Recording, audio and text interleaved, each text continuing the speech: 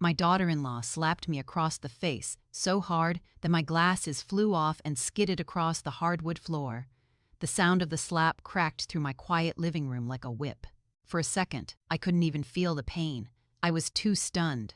Then the burning started, hot and sharp, spreading across my left cheek. Blood trickled into my mouth from where my teeth had cut the inside of my lip.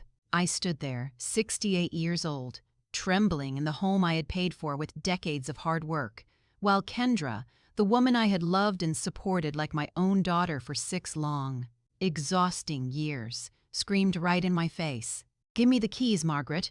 This house will be ours anyway when you're gone."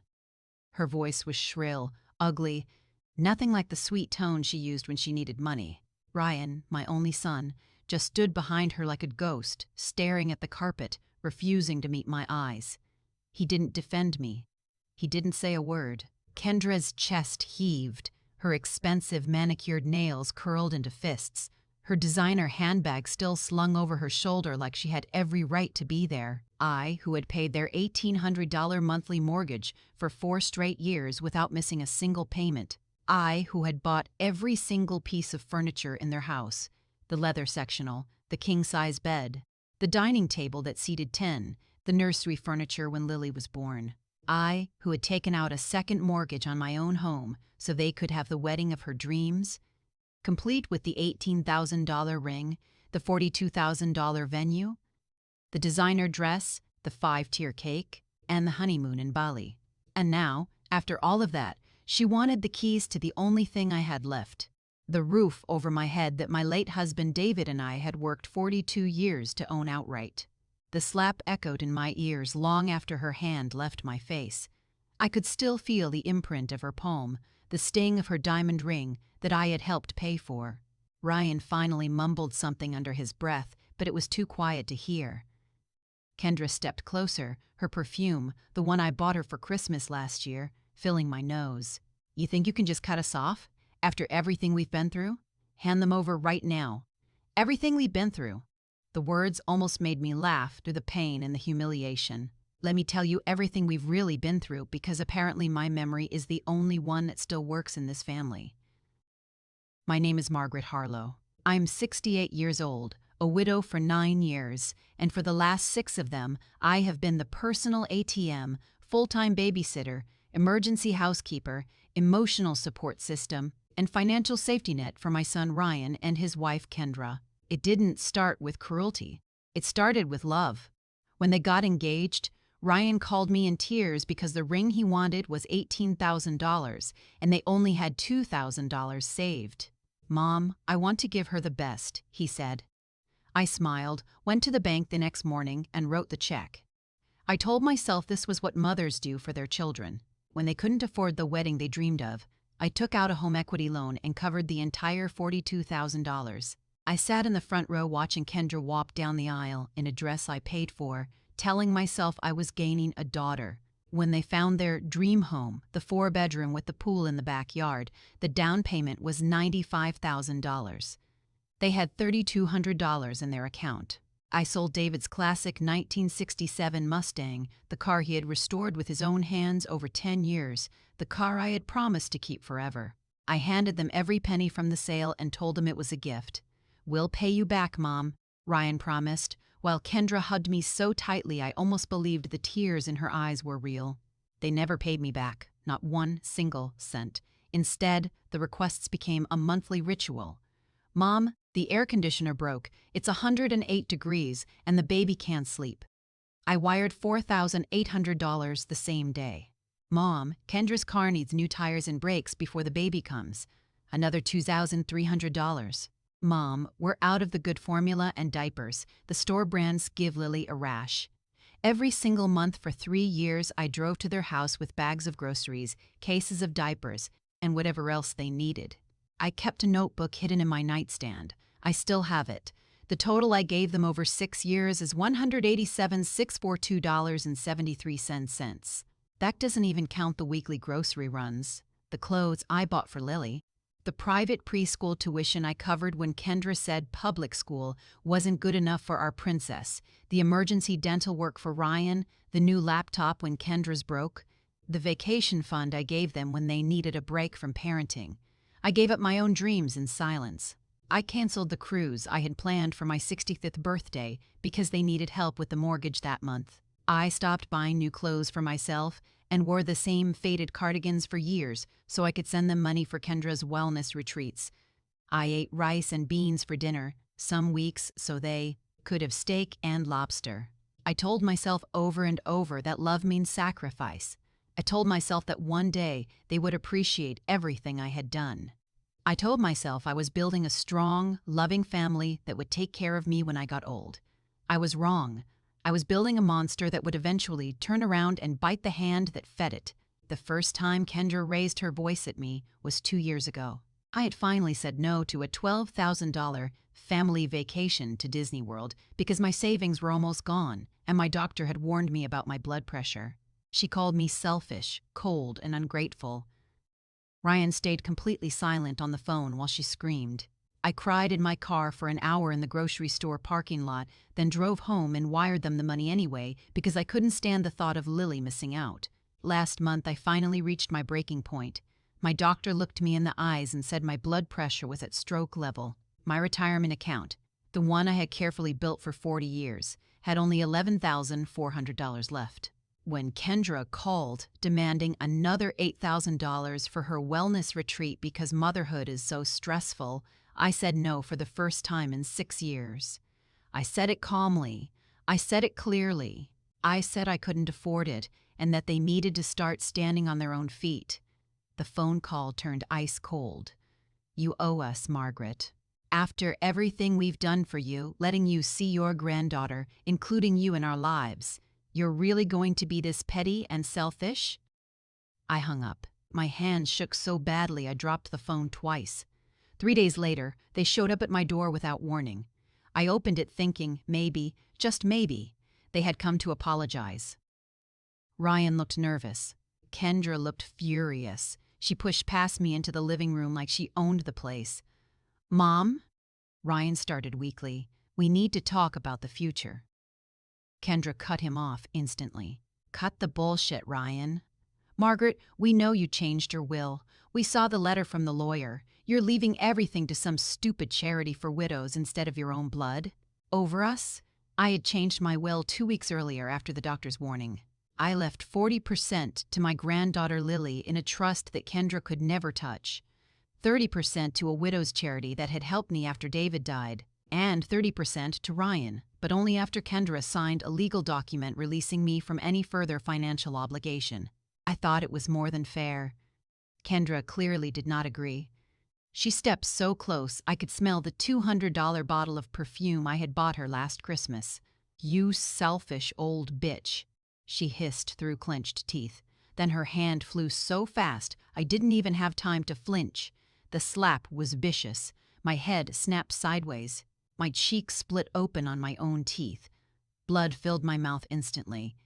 My glasses flew off and cracked against the coffee table I had bought them 3 years earlier. Give me the spare keys to this house right now, she screamed, spit flying from her mouth. We're moving in until you fix your will. You don't get to decide what happens to our money. Our money. The words hit harder than the slap. Something deep inside me, something that had been buried under 6 years of guilt, fear, and unconditional love, finally woke up. It wasn't hot anger. It was ice-cold clarity. For the first time in years, my mind felt completely sharp. I straightened my spine, wiped the blood from my lip with the back of my hand, and looked my son directly in the eyes. Ryan, is this what you want? Your wife slapping your mother in her own home and trying to steal her house while I'm still alive and breathing? He opened his mouth, but no words came out. Kendra laughed, a bitter, ugly sound. He knows which side his bread is buttered on. Now give me the damn keys before I call Adult Protective Services and tell them you're senile and not fit to manage your own affairs. I smiled. A real, calm smile. I walked slowly to the kitchen drawer, took out the spare set of house keys and held them up so she could see them. Kendra's eyes lit up with greedy triumph. She reached for them. I dropped them straight into the garbage disposal and flipped the switch. The loud grinding sound filled the house like the most beautiful symphony I had ever heard. "You want my house?" I said, my voice steady and strong. "You'll have to kill me first. And just so you know, I changed the locks this morning after your nasty phone call. The security company is already on the way to install cameras in every room. Everything that happens here from now on is recorded. I have a lawyer on speed dial and a restraining order already drafted and ready to file." Kendra's perfectly made-up face went ghost white. Ryan looked like he was about to throw up. I stepped even closer to my daughter-in-law. "You slapped the wrong grandmother today, Kendra. I kept every single receipt, every bank transfer, every text message where you called me an old hag and a burden behind my back. I have 6 years of documented proof of everything you've taken from me. And I am done. I am completely, finally done being your personal bank account." I turned to my son one last time. My voice cracked only slightly. "I carried you for 9 months. I worked 2 jobs so you could go to college. I held you every night for a year after your father died. I gave up my own life so you could have yours. And you stood there like a statue while your wife hit me. I hoped the house and the money were worth losing your mother forever." I walked to the front door, opened it wide, and pointed outside. "Get out of my house, both of you. And don't you ever come back unless it's with a sincere apology and a legal repayment plan for every single dollar you stole from my retirement." Kendra started screaming again, threats, insults, how I would die alone, how no one would come to my funeral, how she would make sure Lily never saw me again. Ryan tried to pull her toward the door, but she slapped him across the face too. For a moment, I almost felt sorry for him. Almost. When the door finally slammed shut behind them, I slid down the wall right there in the hallway and cried. Not from sadness, not from pain. I cried from pure, overwhelming relief. 6 years of heavy chains I didn't even know I was carrying finally fell off my heart. That same night, I sat at my kitchen table with a cup of hot tea and my old notebook. I read every single entry out loud to myself. Every dollar, every sacrifice, every time I had said yes when my gut screamed no.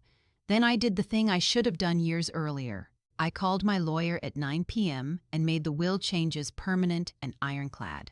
I called the bank the next morning and removed Ryan and Kendra from every account, every safety deposit box, every automatic payment. I called the security company and upgraded to full 24-hour monitoring with panic buttons in every room. I even installed a new deadbolt on the front door myself that afternoon. The next morning, I woke up at 6 a.m. like always, but this time there was no knot in my stomach. Instead of checking my phone for their latest crisis text, I made myself a big stack of pancakes with real maple syrup, something I hadn't allowed myself in years because the kids might need the money more. I ate them slowly at the table, savoring every bite. I went for a long walk in the park where I used to take Ryan when he was little. I sat on the same wooden bench where he once told me I was the best mom in the whole world. I cried again, but these were different tears. They were goodbye tears for the mother I used to be, the one who gave everything and received nothing in return. 3 days later, Ryan showed up alone. No Kendra. His eyes were red and swollen. He looked small and broken. "Mom, I'm so sorry. She's been under a lot of stress. The baby, the money, everything. I didn't know she would actually hit you." I looked at my son, the little boy I had raised to be kind and strong, and felt nothing but bone-deep exhaustion. "You knew, Ryan. You have known for years exactly who she is. You just chose her every single time. You chose her over me." He begged. He cried real tears. He promised he would leave her if I would just help them one last time. I handed him a plain white envelope.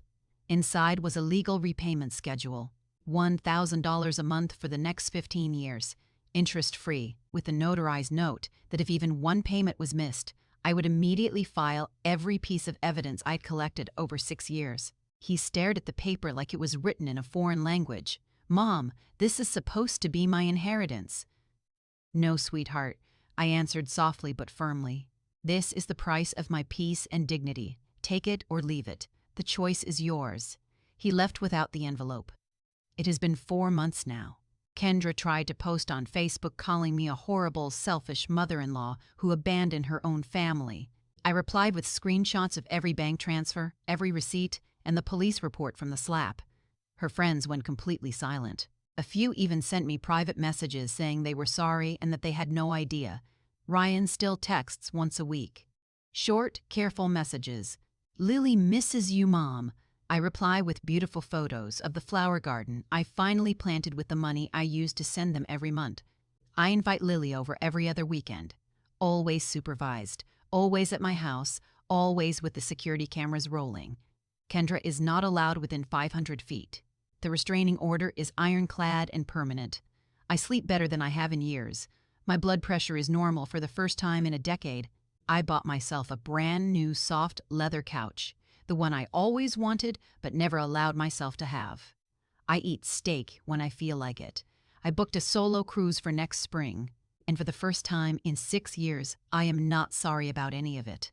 Sometimes late at night, I still touch the faint scar on my cheek where Kendra's ring cut me. It doesn't hurt anymore. It reminds me that I survived, that I finally chose myself after years of choosing everyone else.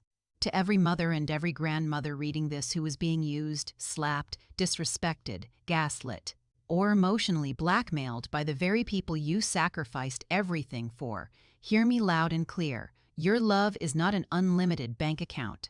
Your home is not their backup plan. Your peace of mind is not negotiable. The day you finally stop being their ATM is the day you start living again. It will hurt. They will scream. They will call you every cruel name they can think of. They will threaten and manipulate. But on the other side of that pain is a freedom so sweet and so peaceful that you will wonder why you waited so long. I am Margaret Harlow. I am 68 years old. I got slapped in my own house by the woman I treated like a daughter, and I have never felt more alive, more free, or more powerful in my entire life. If this story reached your heart, if you are living through something similar right now, please drop a in the comments. Let me know I'm not alone. And if you have your own story of finally saying enough, please share it below. Let's build a community of strong women who refuse to be used up and thrown away. Thank you for listening to my truth. I am finally writing the next chapter of my life, and this time the main character keeps her keys, her house, her money, her dignity, and most importantly, her peace. Protect her peace, my friends. I finally did.